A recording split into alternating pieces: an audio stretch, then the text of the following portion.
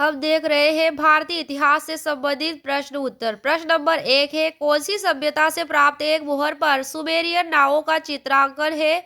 मोहनजोदड़ो से प्राप्त सभ्यता से। क्वेश्चन नंबर 2 है, राखी गढ़ी नामक सैंधव स्थल की खोज किसने की थी? सूरजभान ने की थी 1969 में। सुमेरियन नावों का चित्रांकन है किसमें है? मोहनजोदड़ो से प्राप्त एक मोहर पर।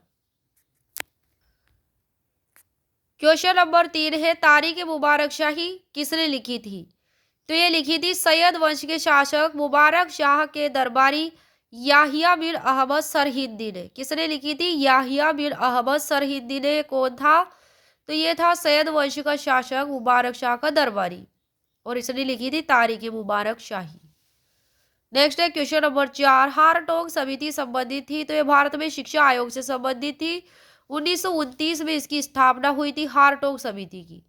क्वेश्चन नंबर 5 है, कामोदक नीति सार किसने लिखी थी? कौन सी पुस्तक?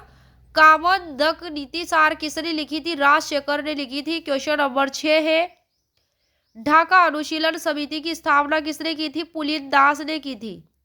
ढाका अनुशीलन समिति की स्थापना पुलिन दास ने की थी। क्वेश्चन नंबर 7 है, कुदासी नामक सैंधव स्थल कौन सी नदी के तट पर स्थित है?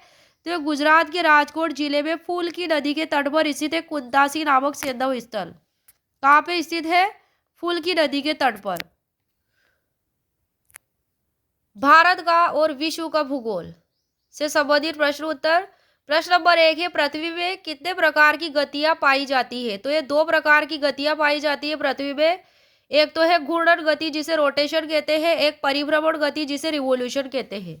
घूर्णन गति, पृथ्वी अपनी धुरी पर पश्चिम से पूर्व की ओर घूर्णन करती है। कौन सी दिशा में? पश्चिम से पूर्व, जिसकी अवधि घूर्णन अवधि 24 घंटे होती है। घूर्णन गति के कारण पृथ्वी पर दिन और रात की घटना होती है। क्यों होती है? घूर्णन गति के कारण। घूर्णन की गति विषुवत रेखा पर 1700 किलोमीटर होती है। 60 डिग्री अक्षांश पर 850 किलोमीटर प्रति घंटा होती है। ध्रुवों पर पृथ्वी की घूर्णन गति 0 होती है। ध्रुवों पर कितनी होती है? 0 होती है। परिभ्रमण गति, रिवोल्यूशन, पृथ्वी सूर्य के चारों ओर एक निश्चित दीर्घ वृत्ताकार कक्षा में परिभ्रमण करती है, जिसे परिभ्रमण गति कहते हैं। और घूर्णन में तो क्या होता है कि पृथ्वी अपनी ही धुरी पर पश्चिम से पूर्व की ओर घूर्णन करती है, और इसमें परिभ्रमण में सूर्य के चारों ओर घूर्णन करती है, जिसे परिभ्रमण कहते हैं। परिभ्रमण अवधि होती है पृथ्वी की 365 दिन 5 घंटे 40 मिनट और 46 सेकंड। 365 और 1/4 दिवस, 1/4 दिवस की अवधि होती है। 1/4 दिवस पृथ्वी प्रति चौथे वर्ष फरवरी महीने में जुड़ जाता है। इस प्रकार जिस वर्ष फरवरी 29 दिन का होता है उसे लीप वर्ष कहा जाता है। क्या कहा जाता है? लीप वर्ष कहा जाता है। संबंधित नोट है, पृथ्वी की परिभ्रमण गति और अक्षीय झुकाव के कारण, किसके कारण? पृथ्वी की परिभ्रमण गति और अक्षीय झुकाव के कारण ऋतु परिवर्तन होता है तथा वर्ष की विभिन्न अवधियों में दिन और रात की लंबाई में अंतर भी होता है। क्या होता है? दिन रात की लंबाई में अंतर भी होता है। नेक्स्ट है क्वेश्चन नंबर 2, संकोच नदी। कौन सी नदी? संकोच नदी कहाँ से उद्गमित होकर फिर कौन सी नदी में मिल जाती है? तो ये उत्तरी भूटान से उद्गमित होती है संकोच नदी। असम और पश्चिमी बंगाल के बीच सीमा बनाती हुई असम बांग्लादेश सीमा के निकट ब्रह्मपुत्र नदी में मिल जाती है। कौन सी नदी में मिल जाती है? संकोच नदी। तो यह ब्रह्मपुत्र नदी में मिल जाती है असम बांग्लादेश सीमा के निकट। और किसकी सीमा बनाती है? असम और पश्चिम बंगाल के बीच।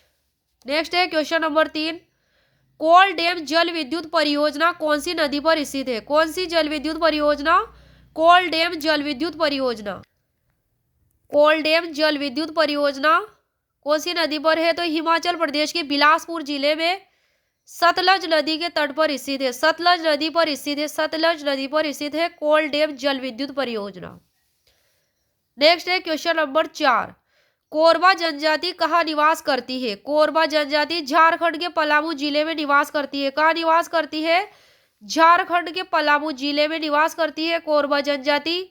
मध्य प्रदेश में भी ये निवास कर रहे हैं, और यह जनजाति कोलेरियन जनजाति से संबंध रखती है। नेक्स्ट है क्वेश्चन नंबर 5, दाबोली अंतर्राष्ट्रीय हवाई अड्डा कहाँ स्थित है? तो दाबोली अंतर्राष्ट्रीय हवाई अड्डा गोवा में स्थित है। क्वेश्चन नंबर 6 है तिपाई मुख परियोजना कहाँ स्थित है? तो ये मणिपुर में स्थित है। कहाँ स्थित है तिपाई मुख परियोजना? मणिपुर में, और बराक नदी के किनारे स्थित है यह परियोजना। अर्थशास्त्र से संबंधित प्रश्न उत्तर। अर्थशास्त्र से संबंधित प्रश्न उत्तर। क्वेश्चन नंबर 1, मुद्रा अपस्फीति क्या है? डिसइंफ्लेशन। मुद्रा अपस्फीति क्या है? तो इसके अंतर्गत वे सब क्रियाएं, नीतियां और उपाय आते हैं जो मुद्रास्फीति इन्फ्लेशन के वेग को रोकने के लिए किए जाते हैं। इसके अंतर्गत वे सब क्रियाएं, नीतियां और उपाय आते हैं जो मुद्रास्फीति के वेग को रोकने के लिए काम आते हैं। मुद्रा अपस्फीति कीमत स्तर को सामान्य अवस्था में लाने के लिए की जाती है। मुद्रा अपस्फीति क्या है? कीमत स्तर को सामान्य अवस्था में लाने के लिए की जाती है। मुद्रा अपस्फीति नियोजित रूप में एक निर्धारित नीति के अनुसार तय की जाती है। यह मुद्रा अपस्फीति देश की आर्थिक स्थिति में सुधार के लिए होती है। किसके लिए होती है? देश की आर्थिक स्थिति में सुधार के लिए होती है मुद्रा अपस्फीति, जिसे डिसइंफ्लेशन भी कहते हैं। नेक्स्ट क्वेश्चन है क्वेश्चन नंबर 2, पोर्टफोलियो क्या होता है?